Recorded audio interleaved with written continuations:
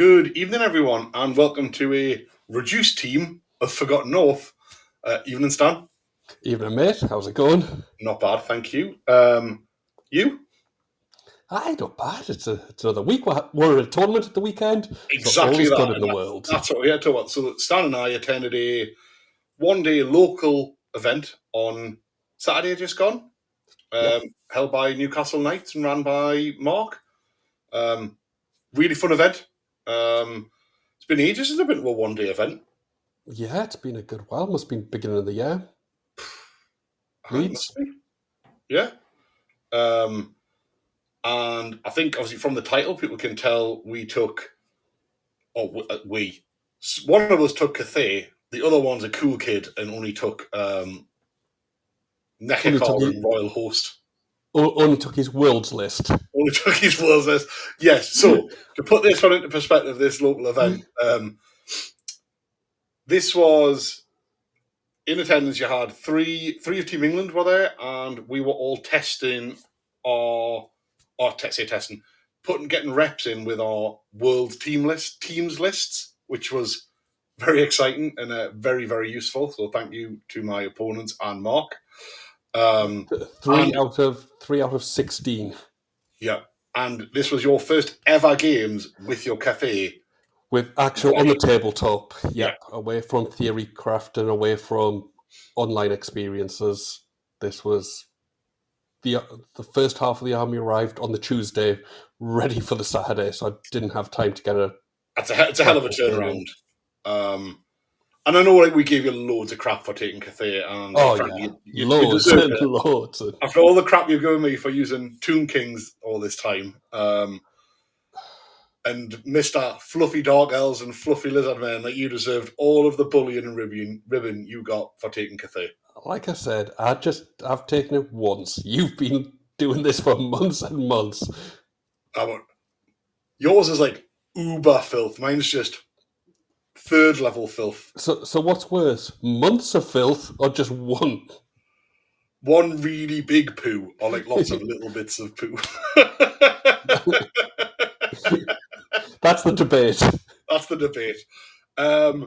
So we thought we would just get on, do this recording, and sort of share how the games went, how the lists got on, and chat about some learnings, particularly from you, with it being your first time using your Cathay. Definitely, yeah. So first and foremost, we will move on shortly, and we'll share some the scenarios as we go through. There will be some photos of setups, but one of us is naughty and bad and didn't take photos of their event, did they, Stan? One of us was trying to remember his rules. Nah, don't worry about it. Just make me go along. It's Cathay, people believe you. Yeah, my brain was just stuffed with what my army actually did. Yeah. To be fair, we had a bit of a memory. We forgot our blast template sheets that you'd prepared for us both. You forgot your magic cards. It was not our smoothest tournament from that regard. It was just chaos. Yeah. So with that in mind, before we, I don't have it to bring up on the screen, but it will be in the sort of description below. Do you want to run us through your list first? Not particularly, because I can hear the gnashing of teeth already. Yeah, I mean, people will probably throw up when they hear it because it starts with what it starts with. Yeah. So you've got a Lord Magistrate, surprise, surprise, on a balloon, surprise, with Dragonfire bombs, Sky Lantern bombs, and the Iron Hail guns. He's got a TOP and the Morshard, and a Spirit Lantern. You may or may not have found the Morshard as good as you wanted it to be, did you? Yeah. A Spirit Lantern, which becomes very relevant for half of Game 2, and a Burning Blade. Then you've got another Lord Magistrate, exactly the same build, but he's got the Crystal Ward, a Spirit Lantern, a Burning Blade, and the Alchemist's Mask. So two double balloon characters because you're a monster. With 5 wards and Terror Causing and a magic weapon, just in case I ran into any... So 2 of the craziest damage output, mobile things with a 4-up armor save, 5-up ward, 10 wounds. Monstrous. And then the rest is just what comes along with it. So I had the Shigengan General, who was level 2 on Battle Magic, with the Cloak of Palmyra, which gives them all 3 of the signatures of Yeah, one I can pick. that's quite cool. It's quite cool, but the very high cast, and Yeah. on a level 2, I probably wouldn't take that again. But that's the thing, as we mentioned, this was you genuinely trying stuff out for the first time, actually, to see how it felt and worked on the table, wasn't it? And literally make an army about what I had available to us. Yeah. 10 Jade Lancers, full command with the War Banner and a Ruby Ring. I like Jade Lancers. I think they're a good. I They're do. just a good unit. 17 Jade Warriors with full command and the No-Fly Banner. 2 cannons with Ogre Loaders and bombs. Obviously. And then a Terracotta Sentinel. And I mean, it's that, like, the combination of the non-optimized Shigungan and particularly the Sentinel that show that it's a less than fully optimized build. But I think when we come on to the photo of the army, and for anyone who hasn't seen the short that I did of your army, it is a stunning army. And the Sentinel is a beautiful model, and I just wish it was more relevant to the game. Yeah, I'll say Unrelenting Brush have done an amazing job, and I would highly recommend them. Yeah, stunning. Like, really nice. And for anyone who wants to know the Tomb King list, it's the army I'm taking for the Team Event in Worlds. It is 3 it's 3. What am I trying to say? 3 Mortuary Priests, all level 1, all on illusion magic, naked. There's 3 Royal Heralds in the list. One has the Destroyer of Eternities and nothing else. One has a Great Weapon, Armour, Meteoric Iron, Talisman of Protection. He's the BSB, and he has the Banner of Desert Winds, which gives Vanguard and Reserve move to the unit he's with. But he's essentially a 5-up, 5-up, 5-up, hard to kill tank of a BSB. Then there's another Herald who is on. He's got a shield and a great weapon, and obviously a Kopesh. He has the Warden Splint, so he's on a 4-up or 3-up in combat, 5-up, 5-up. And he carries the Orb of Ptra, which gives -1 to anything shooting the unit he's in the shooting phase. Then the Tomb King himself, great weapon, Bedazzling Helm, Charm Shield, which I must remember to actually use at some point. He's got the Amulet of the Serpent to give his unit poison, and he's got Language of the Priest, so he's the General and the Hierophant in my Royal Host list. And then there's also a Tomb Prince who has a great weapon and is just there and exists. I've got 1 Skeleton Chariot because that's the core tax that we have to pay to use Royal Host. I then have 2 blocks of 74 Skeleton Infantry Cohort, 10 of which have hand weapon shields, 64 of which have bows. Full command in each. 1 has the Icon of the Sacred Eye for +1 weapon skill. 1 unit has the Mirage Banner for -1 to hit in the shooting phase. Otherwise, beautifully identical. And disgusting. And then I've got 2 units of Skeleton Skirmisher, 10 unit Skeleton Skirmishers, both with ambush. Description for both lists will be in the description below. Yeah. So please have a gander at your own expense and tell us how disgusting you think Stan particularly is. And yours, World's list. So I mean, look, I was really looking forward to seeing your army in the flesh, because obviously we'd seen photos of it and it looked amazing, and it absolutely did. And I was genuinely looking forward to using my Worlds list on the tabletop, because it had been quite a while since our last set of practice games and whatnot in particular. Yeah. There was some interesting games in it, which moving on to. So, shall we go on to round 1? Round 1. Round 1. So we started round one with all of my best laid plans falling to bits when the guy I was meant to play dropped at the last minute. Yeah, that was unfortunate, wasn't it? Because you make your plans, you look at who you're going to play against in round one, and you kind of have that concept of what you're going into to start with. Yeah, gave us a bit of... It eased the mental strain, especially when it was my first game on the tabletop with them. Yeah. So it did knock us a little bit for going into the game. And then this deployment is just a crazy deployment to start with as well, isn't it? Like, I really like it. I It love feels this more deployment. challenging for game one for some reason. Yeah. I like game one being a straight up battle line. Yeah, ease yourself into the the flow of the Warhammer. But it was special feature and Dominion. Yeah. So quite a lot of scoring potential on secondaries. And by quite a lot, I mean there's 1,000 points worth of potential scoring objective here. But at least it was all end game scoring, so you Yes. didn't have to worry about it. Nothing to track. Just play the game, keep it in your mind, and then work out the scoring at the end, which I quite like because it was, no additional admin during the game, so not a bad combination of secondaries. No, not bad at all. And I love this map. Yeah. So I got Mark, the TO, and his Empire with 3 cannons, a steam tank, and a Hellblaster, and then some other stuff. Other stuff that was there. Yeah. Actually, he had a big unit of handgunners that had the priest for the 2 damage. Oh, Priest of Ulrich. Yeah. That's quite a nice play. Yeah, I like that. And a unit of Knights of the White Wolf with another priest in. Oh, nice. Okay.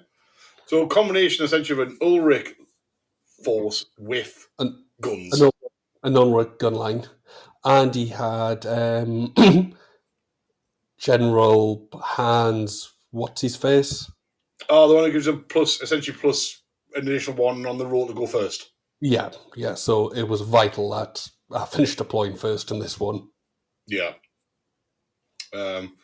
I did, on a caveat, feel for Mark a little bit, having to drop in at the last minute and pull a list together and play in the event when he hadn't intended to do that at all.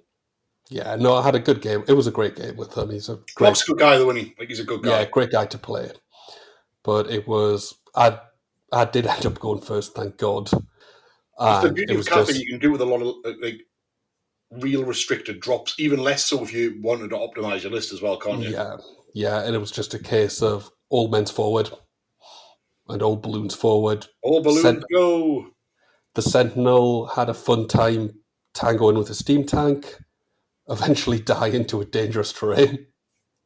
Yes, I heard about this at least. No, sorry, he took 2 dangerous terrain tests, failed them both, and then a brave halberdier stuck him in the toe. What a way for a Sentinel to go. Yeah, after taking out the steam tank. It's like, Jesus. But the balloons just showed their worth immediately. I mean, they are the piece in the Cathay list, aren't they?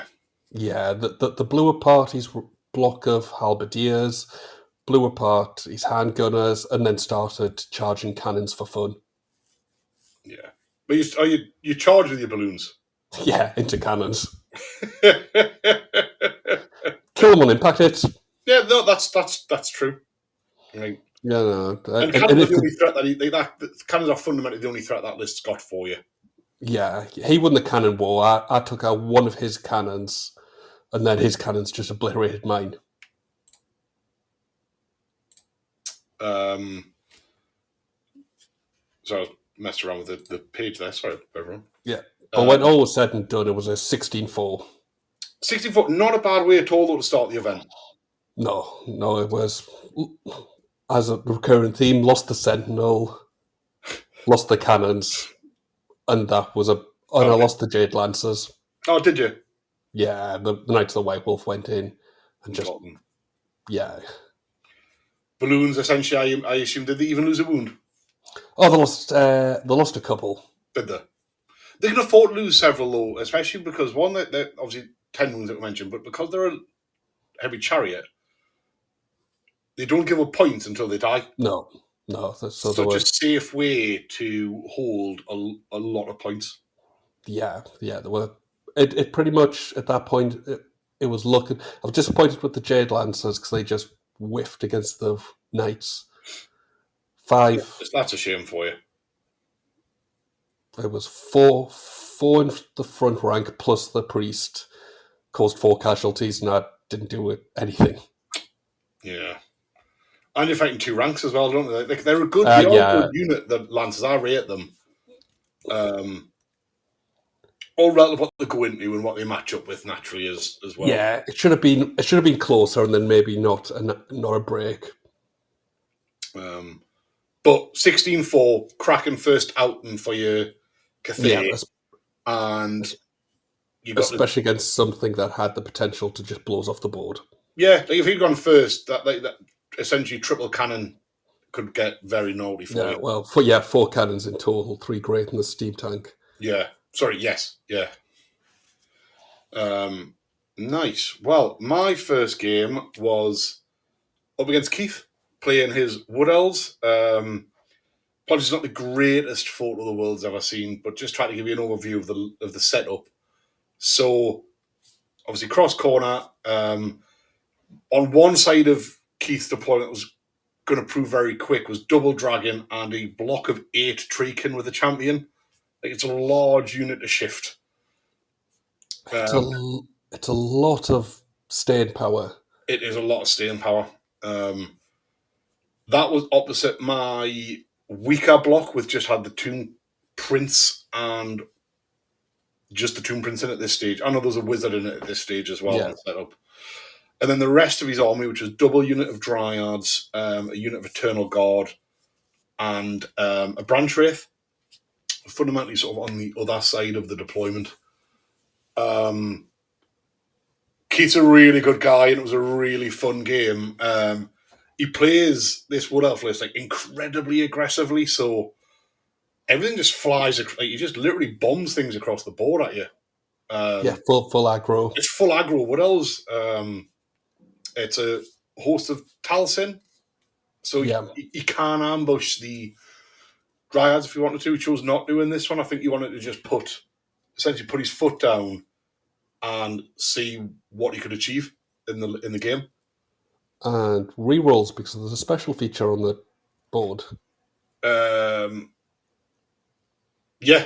To be honest, it was a good game.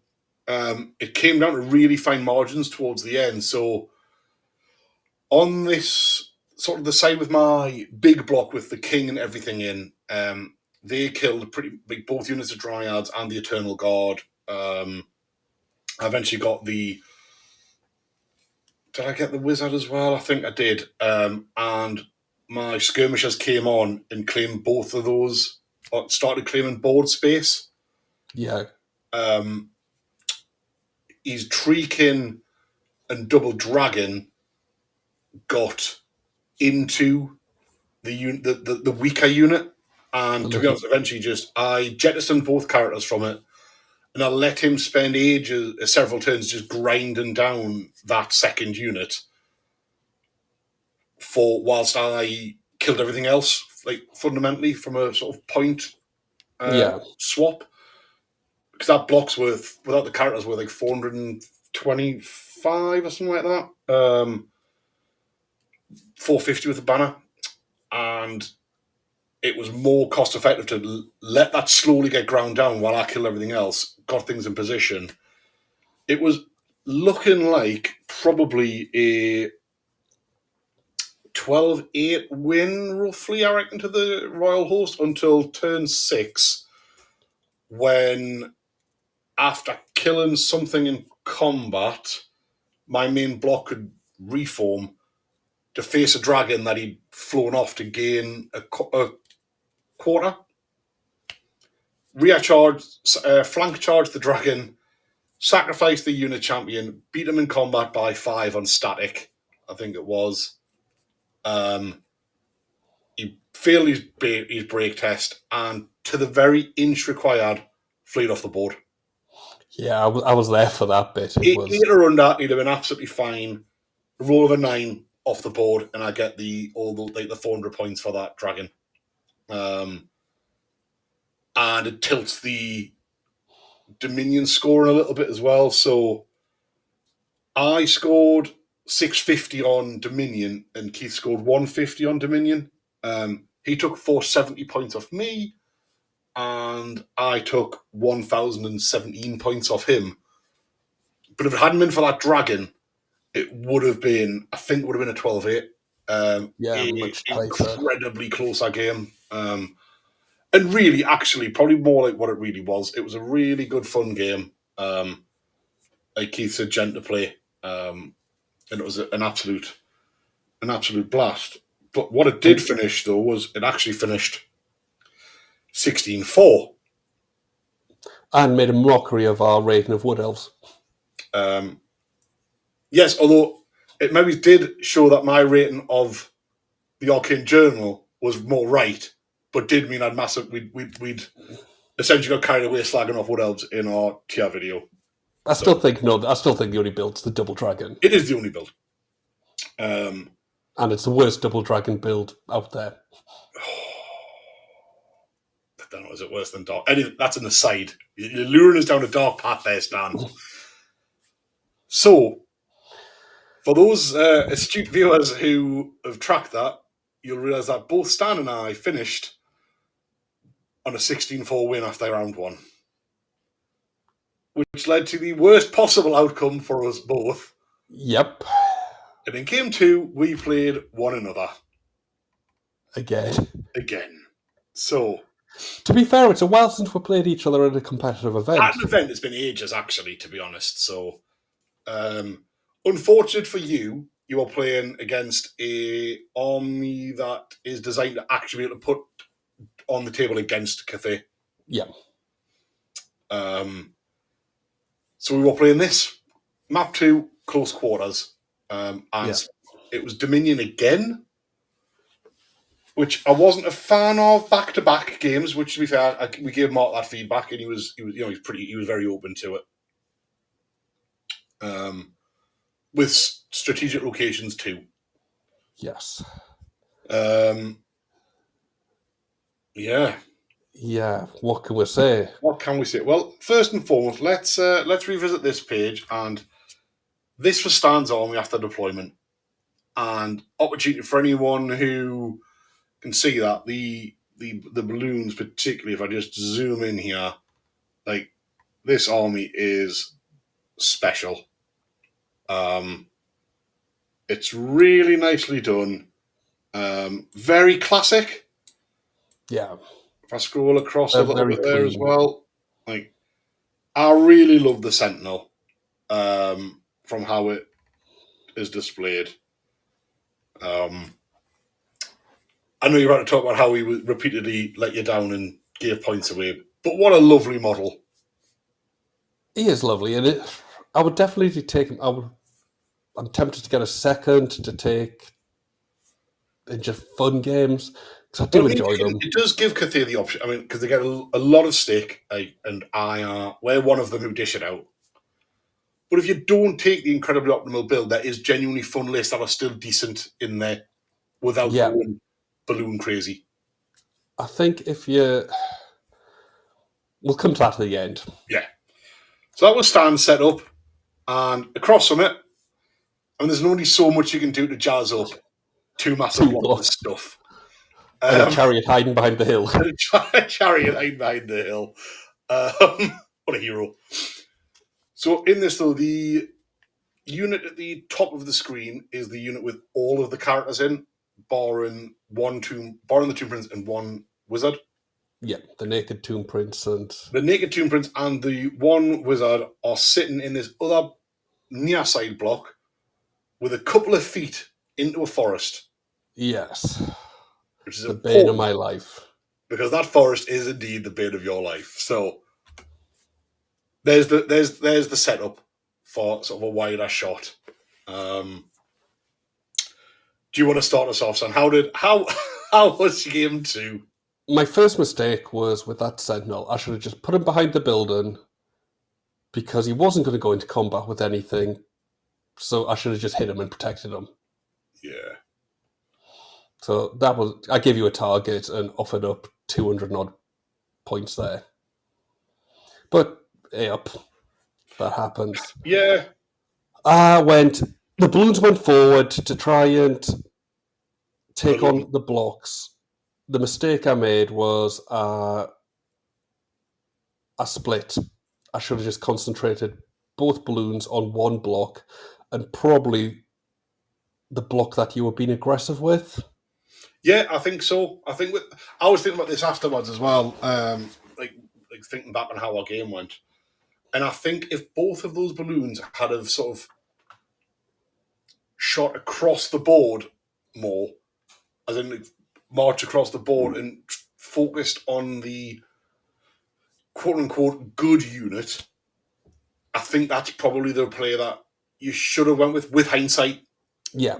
I think I got blinded by trying to take on both units and trying to deny you the objective. Yeah. Whereas that second unit, I could have got more aggressive with, but didn't. It just sat there with the intention of shooting whatever was in range and holding the objective and not dying. Yeah, and being consistently -2 to hit. Yeah. Well, they were a minimum of -2, at times -3 to hit, weren't they, when I got glitter and rolled off? Which was their intention, was to just, against Cathay's, to hold their points effectively.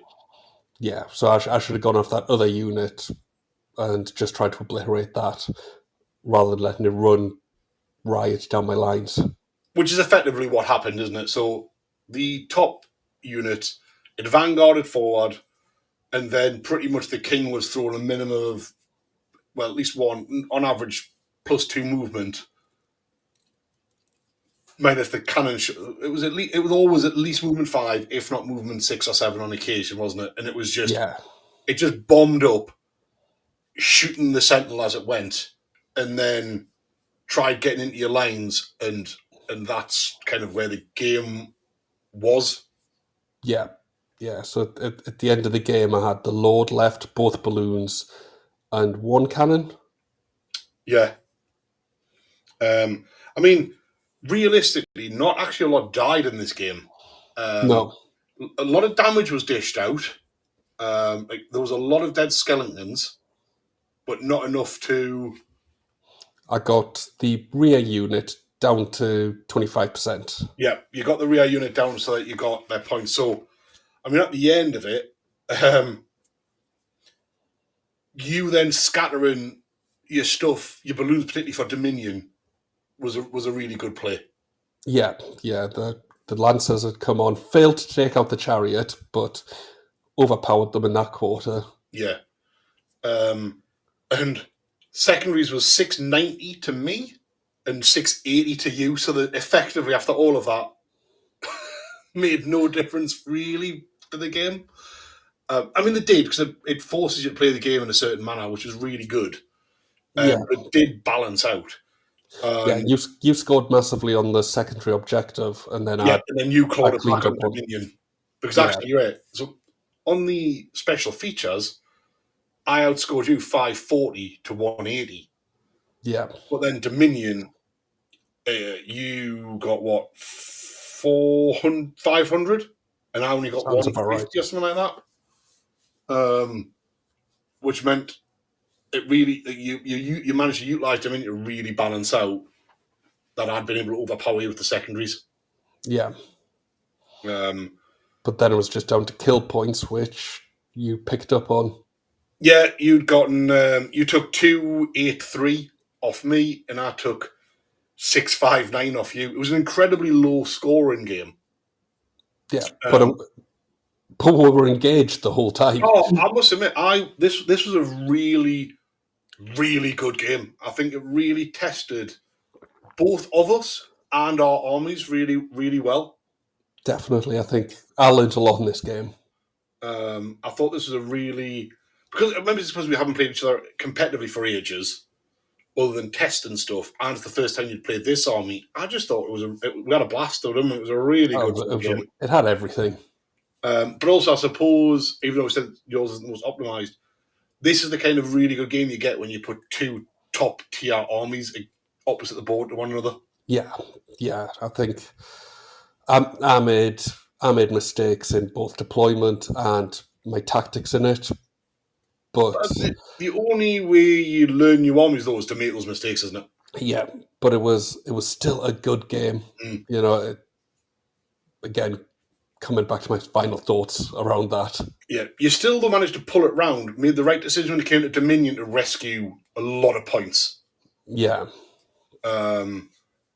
And focus fire that second unit down to get half their points as well. Like those are the right in-game decisions. Yeah, by turn 5, I sensed which way it was going, and adapted and changed the plan. Yeah.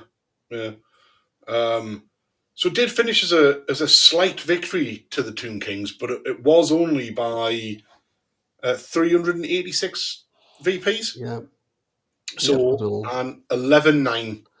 Which is what was said at the start of the game, but said it would be somewhere in the region of 12-8 to a draw. Yeah, well, that's what we did forecast that, didn't we? Like, we thought the best result anyone was getting off the other one was a 12-8. Yeah. It could have easily sort of worked its way to a 10-10. So it was just a genuinely good game, and I really enjoyed it. I really enjoyed it. It was a really good one, but that put you on the glorious 2 wins going into the final game. 2 wins, up the host. And then game 3.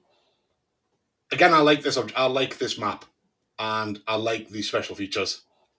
Yeah, I like strategic locations 4. I do. I actually think strategic locations 4 is fast becoming my favourite bit of secondary.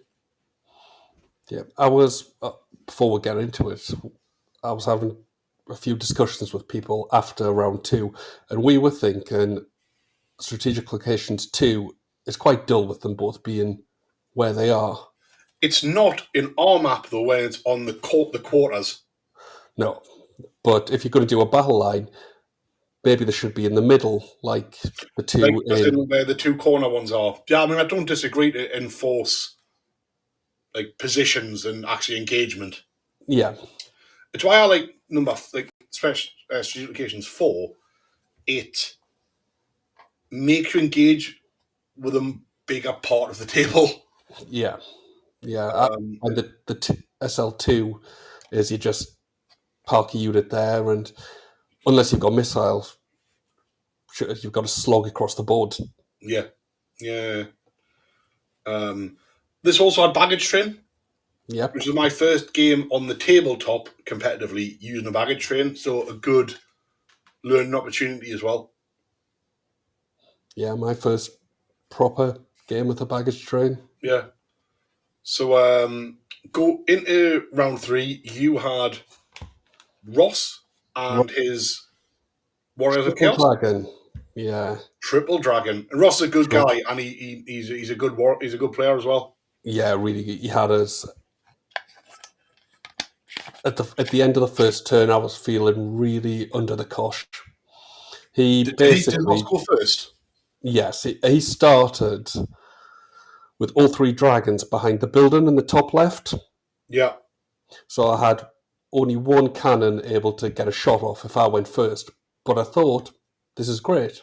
If I go first, 1 cannon can shoot, but I've got the no-fly banner, so he's going to be stuck behind a building for another turn.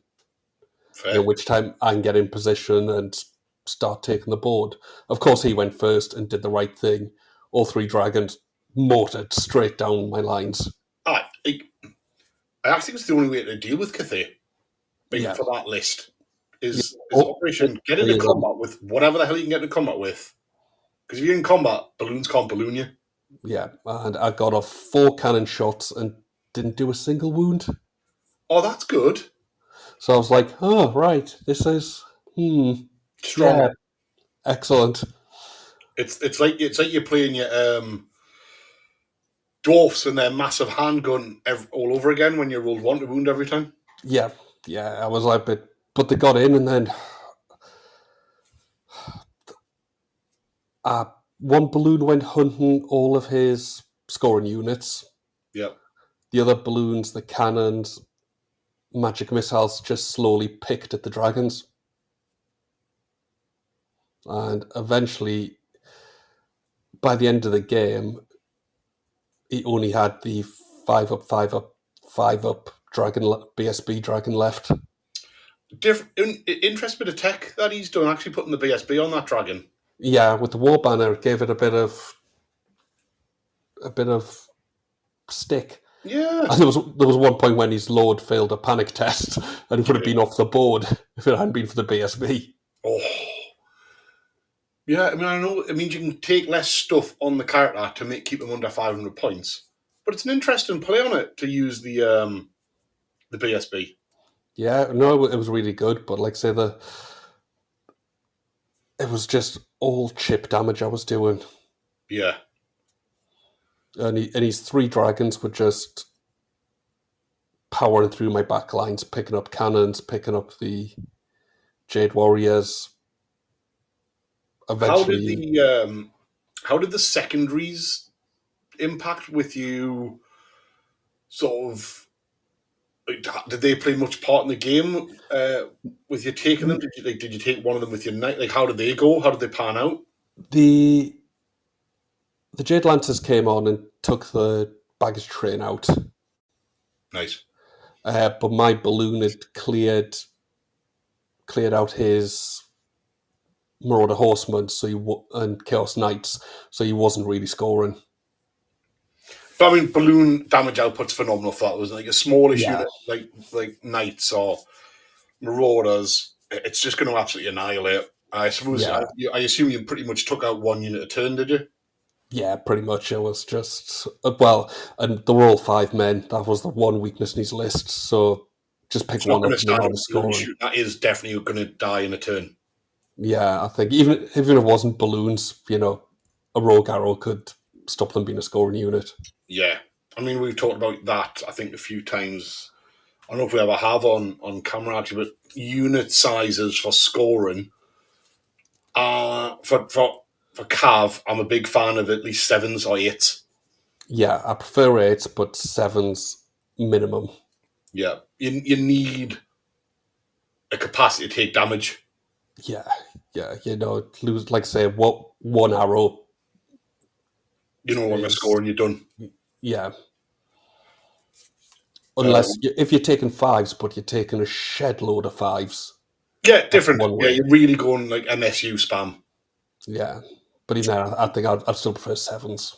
Yeah, 7s or 8. So you pretty much killed everything except the 5 up, 5 up, 5 up BSB. Yeah. And you lost your back line. Lost my backline stuff. So both balloons. I think the Gengan just about survived or just died, and both balloons. Point 1: neither balloon died at all. Oh no, not at all. No, obviously. But to be fair,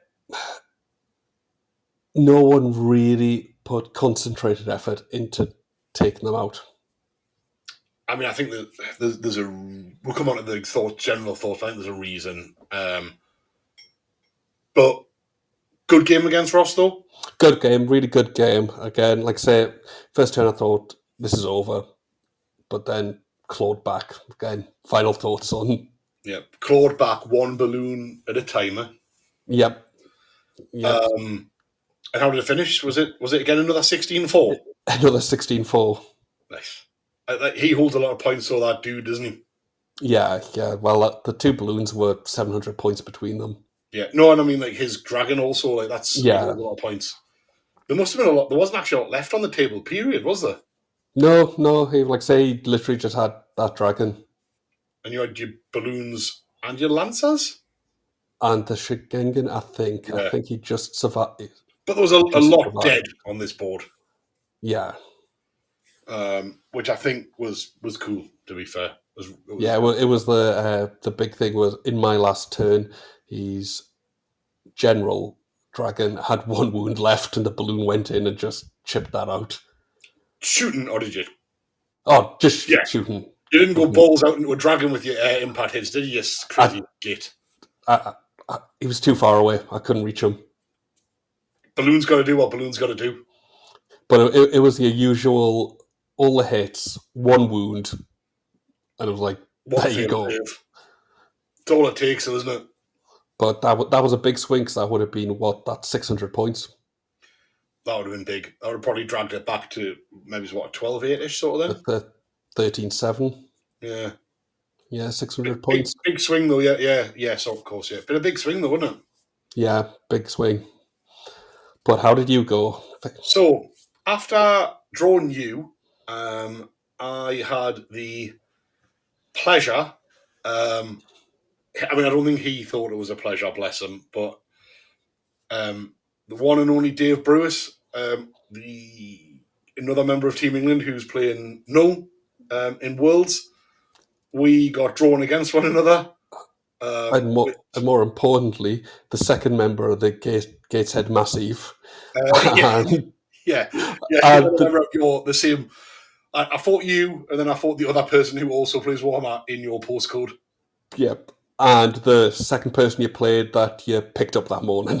And the second person I'd given a lift to. If I'd played Ferg first, I'd have just played the three people I brought in my car. It was a little frustrating. Not that anyone can do anything about this. It's an event. It was a little frustrating to play Dave at the event because he and I have played these lists against each other several times in our practices for Worlds. Yeah. We know how it goes. That said, some learnings, but we'll just share. That's ours, and then so this was Tomb Kings versus Null Empire set up. Coward in the corner. Yeah, this was just operation. What can he avoid? How much damage can he avoid while doing essentially chip damage to me? And what can I catch? Yeah. Fundamentally. So, and Dave is just an expert at movement and angles. He's just sees the game at angles that a lot of people just don't see. Yeah, I'm sure that boy just sees in the Matrix. Honestly, he just sees angles that regular humans just don't see, doesn't he? He is very much a beautiful mind.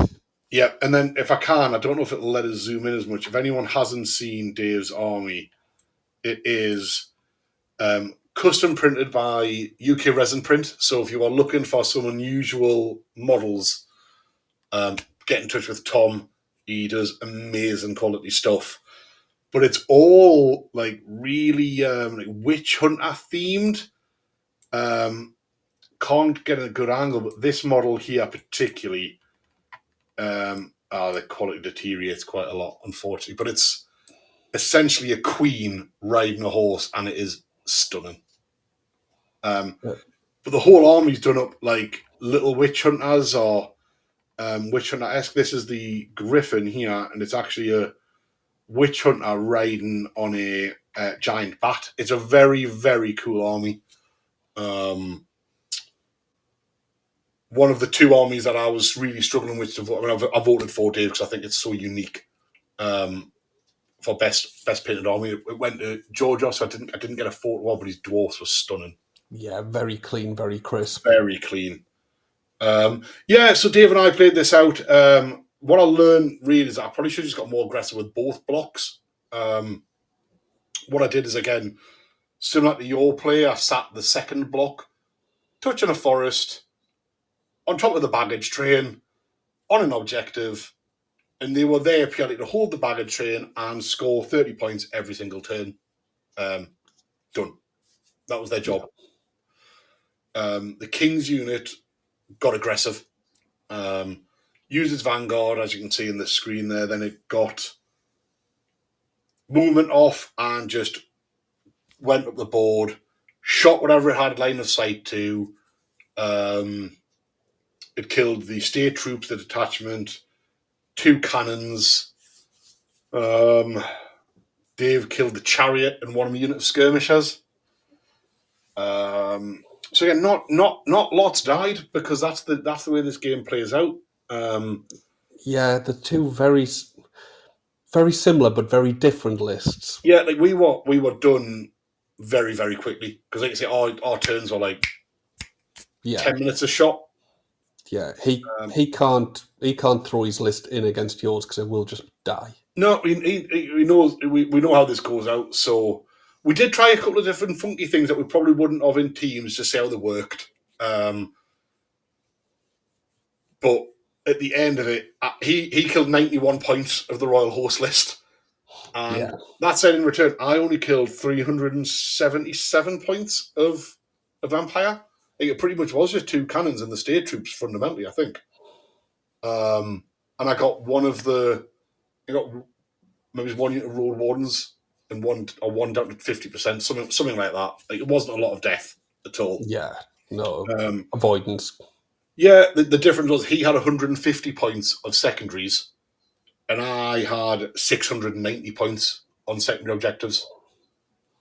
And so, doing what this list does fundamentally, I rode special objectives, and the fact that I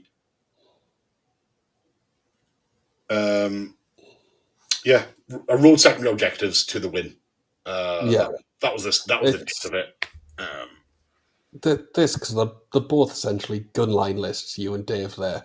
One's weirdly a static gunline, or ish in mine, and one's just incredibly agile in Dave's. But the difference is you can stack, like I found, -2, -3 on your units, while Dave couldn't have anything. Well, I mean, if only there was an army out there that just always hit on 5s. Yeah. So it's very good against a gun line for that reason. Yeah, it is. Like, it was a good. Don't wrong. It was a good game, but it also wasn't, in the fact that we knew pretty much point for point how it would play out. It was pretty. Like 50. It ended up being 15-5 to Tomb Kings. In a team's environment, that's 5 points gained for Dave. Yeah. So we did try a couple of wonky things to see how it would work out. Some of it did, some of it didn't. Like, all came down to special objectives. Yeah, and a 15-5 is that number that you're aiming for every game with this list. 15-5. If this host can do 15 or 16s in games, that is a really good result for the host. Because I actually think it settles often at that 13 to 15 kind of mark. Was nice playing 20-0 again. Scoring. Yeah. If I'm brutally honest, I thought Toy Story was an amazing event. But looking back on it, just 20-0 was just nicer than 6-0. It was unfortunate because I did want to do the 6-0 analysis with it only being 16 players. Yeah, and maybe we'll. Yeah. But I just haven't had time this week, unfortunately. Maybe I'll do a looking, and something we might talk about in the future with a bit more data behind us, once I'm sort of back in the country and stuff like that. Yeah, well, I think we'll. But good. I must admit, I had 3 really good games, like 3 good opponents, even you. I had 2 good games and then just one boring guy. Bored us to death.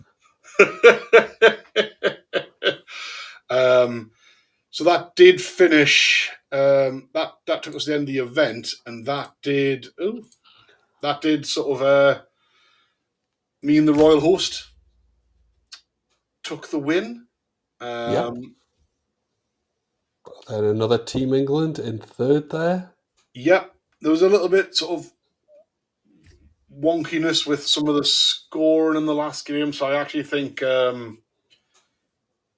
rightfully, I think Steve should have won the event. Yeah, I think that. I believe. We'll not go into that here. I think there was a little, some errors made. Steve probably should have won the event, I think. But yeah, without going to the details of it, I'm not going to turn down a win. Naturally, it was really nice to play the host. And Bruce in 6th there. Yeah, Bruce was on for an amazing event until his last game when he played some hero. But then, and I got a 4th, which I was quite happy with. And again, 2 really strong wins, with the exception of one guy that was just in your way. I'm like a roadblock to success for people. Well, if that last game, Steve's last game, had gone slightly differently, I would have been up on 3rd. Yeah, again. Yeah. Dave, I just scroll up 6 and see Dave had gone 14, 16. He was on for a really good, potentially taking the event until he got drawn against the Royal Host. And Keith, who I played game 1 after going down 16-4, came back and absolutely smashed it 14 and 20. He just goes crazy with those Woodalls. When it goes well, he snowballs it really successfully. Really good event, Mark. My first event, but I've always heard good things about Mark's events. Yeah, really good. If anyone is looking for some nice events to just go in with, hosting a really welcoming way, and a really nice bunch of people attended it with all games played in a really nice way, like even the tolls. Jack, for reference, is now the nicer toll. Turns out Sam's become poisoned, and don't know how it's happened, but Jack's now the better toll. Sorry, Sam. I believe that, since he's moved in with his girlfriend, she's demanding that he brings home a trophy. Is that why he's sleeping on this? Yeah, or he's sleeping on the sofa. Yeah, it's a hard life. So yeah, that was the event, and it was a really good fun event. It was actually made a really nice change attending one day, because we haven't been to one day for ages. It was just nice playing, because I haven't played much competitively this year. No, you've had a quiet year this year, haven't you?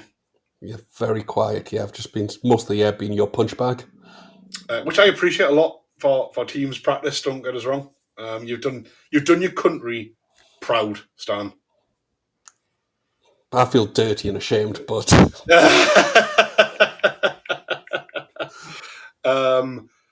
so end of the event, good fun, all the rest of it.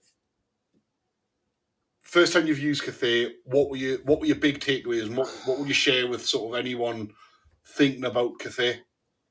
I believe any event that's even considering 2 character balloons, don't do it. Agreed. It definitely firmed up our comp for Forgotten 03. If you can use a chariot, you can use balloons, and they'll dig you out of holes. Yeah, fair. I'm sure I could have used them better and got even better results from them, but they were Warhammer on 0 brain virtually. If you get your angles right and you know how to use lumber / reserve move, etc., they're unkillable on a character they want effectively. Yeah, you can just throw them forward on a character, knowing that you can't be pinned in, you can't be held in combat, everything. I think, especially when you've got 2 of them. Yeah, the rest of the list, the cannons are good, don't get us wrong, but cannons can only do so much. Yeah, that's fair. Jade Lancers, they're nothing amazing, they're good. I like them in 8 ambushing. Yeah, I like them in that, but they're not amazing. They don't jump off the pages. With a good unit and hold their own, particularly. Yeah, the Knights with Lancers will destroy them. Yeah. Jade Warriors are meh. Sentinels are fun, but meh. So I honestly think that Cathay would, if you couldn't have character balloons, there would be a top A tier. Yeah, I think there'd be lower top tier Yeah, than compared to where they are if characters couldn't be on balloons. yeah, but the character ones are just disgusting. Yeah, they're I obnoxious. think, I do think there's some good Shigengan builds out there as well. yeah, but I think they need a bit more work, and they can't protect them. They're a bit more vulnerable. Yeah. I think you're right. Like, a Um, character balloon is a damage output machine that never dies. yeah, I think our revised comp for them of either having one character or two normals is the right way to go. Yeah, I think that was something that we definitely were happy with after the day, wasn't it? Yeah, I know we've got another event where they haven't got a cap on character balloons, and you can even actually take 3 character balloons, which I won't be doing. My God, that's it's not a good day to be alive. But the character balloons are they're toxic for the game. Yeah, I don't disagree. I think normal balloons are, although very, very good, lots of damage output. You can kill them. Yeah, I think going forward doing a fully optimized Cathay list is take 2 character balloons if you're allowed, and then points denial everywhere else. Yeah, because that's the weakness. Everything else gives up the points. I think that's fair. So if you can minimize the other 1,200 points, you're onto a winner.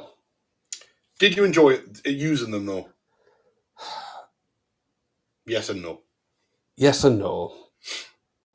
Against you, yes, I did. No, and I mean this in all seriousness. I finally felt like I had some tools that could cause robots a problem. No, I totally But against in my last game, I was kind of like, yeah, they were just destroying these scoring units left, right, and centre. Yeah. Like, just let you really bully your opponent, don't they? Yeah, I enjoyed them, but I didn't enjoy them. I'm going to take them to Coventry when we go. Yeah. Because I've got them and I can. Oh, yeah, absolutely. Why not? Like, if the comp's going to let you take 2 character balloons, take 2 character balloons. Yeah.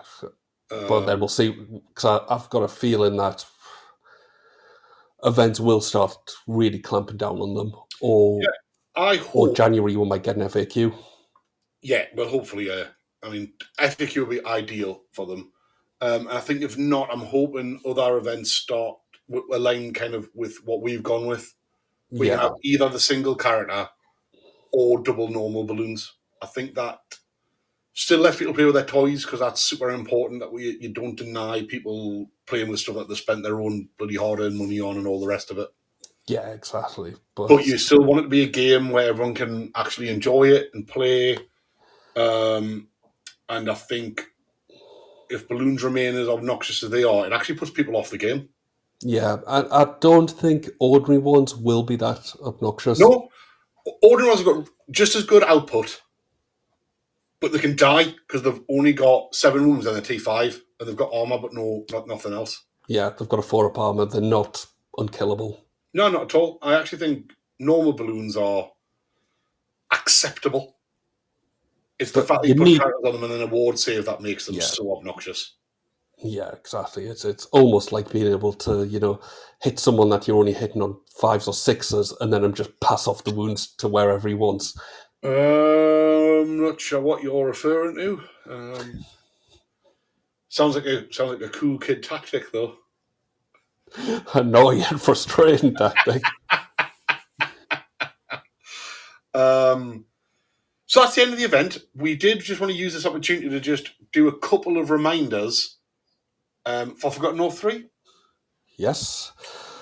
So, mentioned on our previous video, I think, but all of the rooms, the Saturday night meal, and the dice and other purchasable extras all finish effectively on the 1st of October. The Friday the 3rd. Friday the 3rd.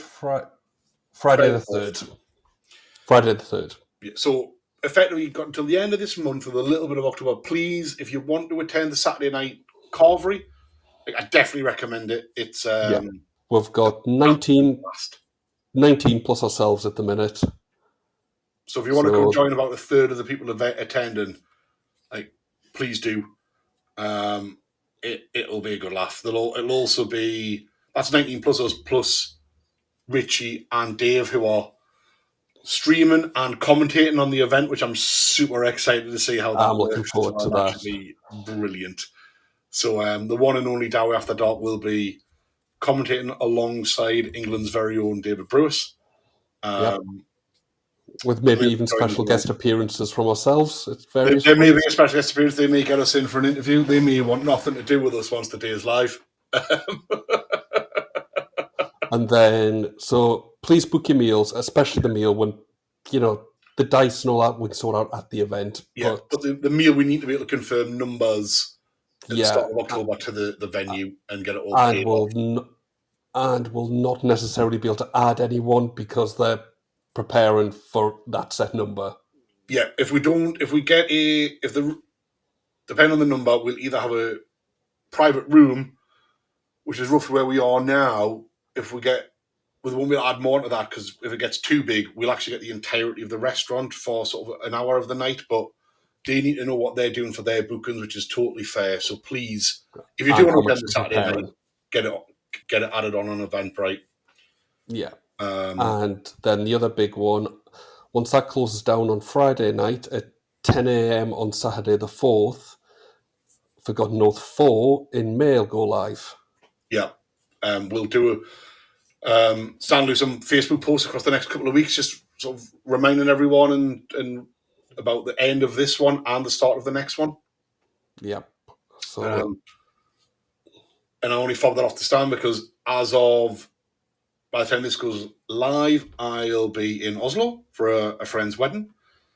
And when I get back, it is a very quick turnaround of roughly 48 hours before I set off to Mel for one of the World Team Championships, part of Team England. I don't know what you're going to do for those 2 days because there's no way you can fit me and your wife in that 2 days. She's going to be really disappointed. Tell her the plans, Stan. Come in, drop your stuff, and then come round for a game. And then obviously, once that event's live, I will try to put some shorts up to try to give people a flavour of what the World Team Championship looks like. I'll be doing some sort of recording and vlog of the event as much as I possibly can, so that we can have a good talk about it, and I can share sort of that experience with everyone when we get back. And no guarantees, but myself and Andy, while you're away, are going to try and get I think we're talking about Cathay versus Demons list. Ooh. Battle report up, but nice. I'll be taking the double bunk lords. Ah, nice double bunk. Double bunk and 2 ordinary balloons. Nice. I'll be interested to see that one, to be fair. So if you do get that done, that'd be cool. So lots of exciting stuff coming up. Forgotten All 3 add-ons do come to a close at the end of this month, and then get ready for Forgotten 2 weeks on Friday to go on sale. So watch this space, and thank you very much for watching. Yeah, and the last one, I'm sure everyone will join us and say good luck at the Worlds, and I hope England bring home the trophy. It's coming home. Brilliant. We hope, I know. But with ending on that, thank you very much anyone who has watched this nonsense. And thank you, Stan. And we'll see you next time. Thanks a lot, mate. And we'll see you later.